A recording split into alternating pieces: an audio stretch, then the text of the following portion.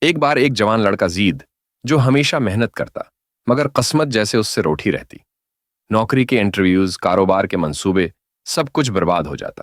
ماں کہتی، بیٹا، ہر کام سے پہلے بسم اللہ کہا کرو، یہ صرف لفظ نہیں، اللہ کا نام ہے، دروازے کھول دیتا ہے۔ مگر زید ہنستا، امی، الفاظ سے کیا ہوگا، قسمت کو محنت بدلتی ہے۔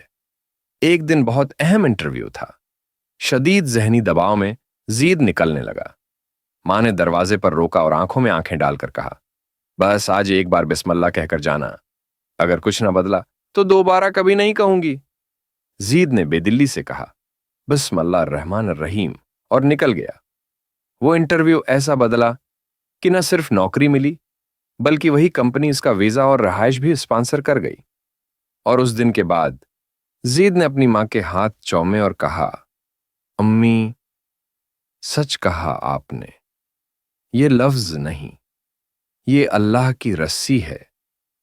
آپ کسی بھی رات بسم اللہ کو 2100 مرتبہ پڑھیں، انشاءاللہ آپ کی ہر حاجت پوری ہو جائے گی۔